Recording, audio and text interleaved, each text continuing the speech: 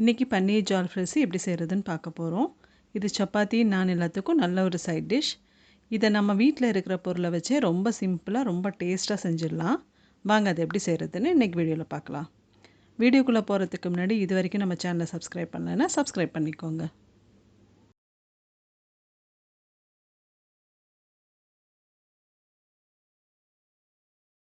பன்னீர் ஜால்ஃப்ரெசி செய்கிறதுக்கு ஃபஸ்ட்டு நம்ம ஒரு பேஸ் கிரேவி ரெடி பண்ண போகிறோம். அதுக்கு வாணலியில் 2 ஸ்பூன் எண்ணெய் நல்லா ஹீட் ஆகட்டும். இப்போ இதில் 1 ஸ்பூன் சீரகம் சேர்த்துக்கலாம். சீரகம் நல்லா பொரியட்டும்.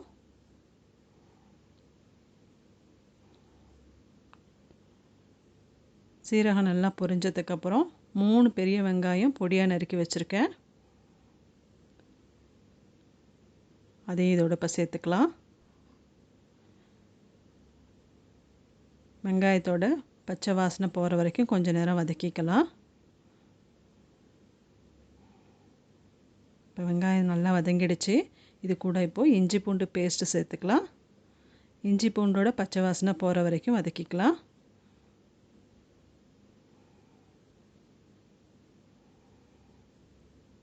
இப்போ வெங்காயம் இஞ்சி பூண்டு எல்லாத்தையும் நல்லா வதக்கியாச்சு. அடுத்தது இப்போ மசாலாலாம் ஒன்று ஒன்றா சேர்த்துக்கலாம். ஃபஸ்ட்டு 1/4 ஸ்பூன் மஞ்சள் தூள், 2 ஸ்பூன் மிளகாய் தூள், 2 ஸ்பூன் தனியாத்தூள், உப்பு தேவையான அளவு.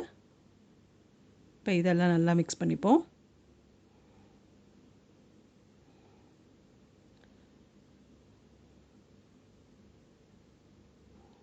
இப்போ மசாலாலாம் வெங்காயத்தோடு நல்லா வதக்கியாச்சு.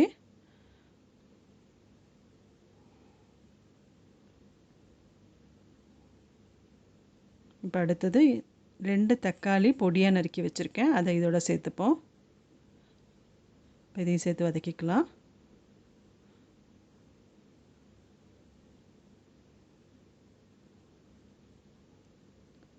அடுத்தது 2 தக்காளி அரைச்சி விழுதாக வச்சுருக்கேன். அதையும் இதோட சேர்த்துப்போம். இப்போ இதையும் சேர்த்து நல்லா வதக்கிக்கலாம். இதை கொஞ்ச நேரம் நல்லா வதக்கி விட்டு வேக விடணும். கொஞ்ச நேரம் வெந்ததுக்கப்புறம் பார்த்தா சைட்லலாம் கொஞ்சம் எண்ணெய் எடுத்து வரும். பாருங்கள், இந்த மாதிரி வந்துடும். இப்போ நமக்கு பேஸ் கிரேவி ரெடி ஆகிடுச்சு. இப்போ இதை ஒரு பவுலில் எடுத்து வச்சுக்கலாம். அடுத்தது இப்போ நம்ம பன்னீர் ஜால்ஃப்ரெசி ரெடி பண்ணிடலாம். அதுக்கு நம்ம பேஸ் கிரேவி செஞ்ச அதே வாணலியில் 2 ஸ்பூன் எண்ணெய் சேர்த்துக்கலாம். எண்ணெய் நல்லா சூடானதுக்கப்புறம் 1 ஸ்பூன் சீரகம். சீரகம் நல்லா பொரியட்டும்.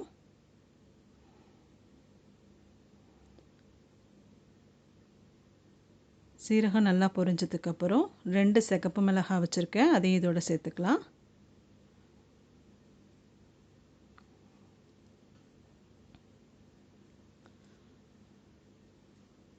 அடுத்தது இஞ்சி நீளமாக கட் பண்ணி வச்சுருக்கேன். அதையும் இதோட சேர்த்துக்கலாம். அடுத்தது 1 பச்சை மிளகாய் பொடியாக நறுக்கி வச்சுருக்கேன். அதையும் இதோட சேர்த்துப்போம். இப்போ இதெல்லாம் லைட்டாக வதக்கிக்கலாம்.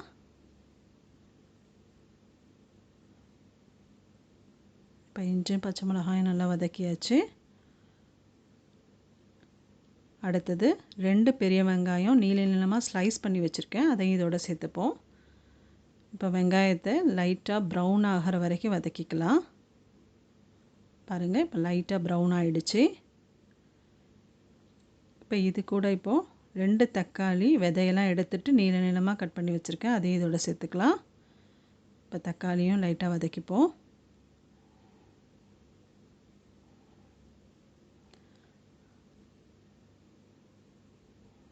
அடுத்தது 2 குடமிளகாய் நீளமாக கட் பண்ணி வச்சுருக்கேன். அதையும் இதோட சேர்த்துக்கலாம்.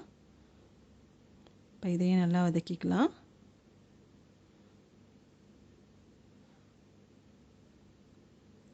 இப்போ வெங்காயம் தக்காளி குடமிளகாய் எல்லாம் கொஞ்சம் நல்லா வதங்கி வெந்துடுச்சு. இப்போ இது கூட நம்ம செஞ்சு வச்ச பேஸ் கிரேவியை நமக்கு தேவையான அளவு சேர்த்துக்கலாம். இதை சேர்த்தாச்சு. இப்போ இதையும் சேர்த்து மிக்ஸ் பண்ணி வேக விடுவோம்.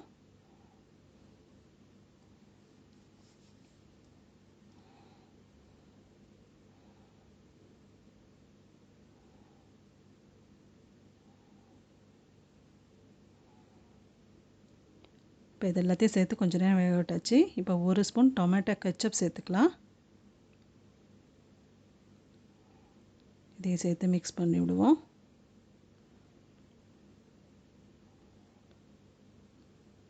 இப்போ இதில் காய்கறிகளுக்கு தேவையான அளவு உப்பு சேர்த்துக்கலாம். அடுத்தது தேவையான அளவு மிளகாய்த்தூள் கொஞ்சம் சேர்த்துக்கலாம். அடுத்தது கரம் மசாலா 1 ஸ்பூன். இப்போ இது எல்லாத்தையும் சேர்த்து நல்லா மிக்ஸ் பண்ணி விடலாம்.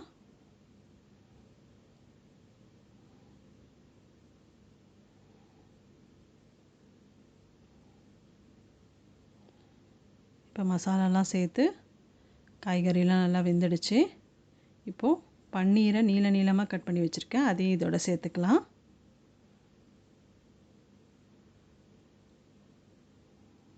இப்போ பன்னீர் சேர்த்தாச்சு. இதையும் அப்படியே மிக்ஸ் பண்ணி கொஞ்சம் நேரம் வேக விடலாம்.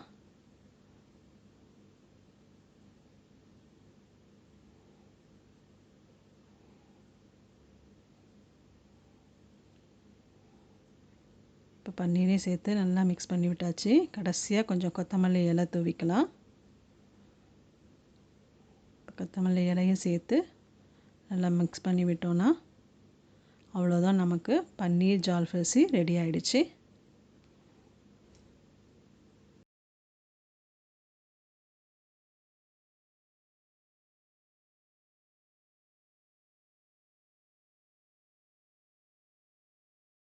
பாருங்கள், பன்னீர் ஜால்ஃப்ரெசி பார்க்கவே எவ்வளோ அருமையாக இருக்குது பாருங்கள். டேஸ்ட்டு ரொம்ப சூப்பராக இருக்கும்.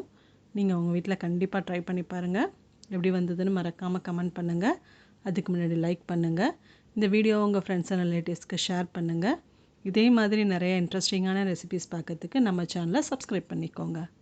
தேங்க்ஸ் ஃபார் வாட்சிங்.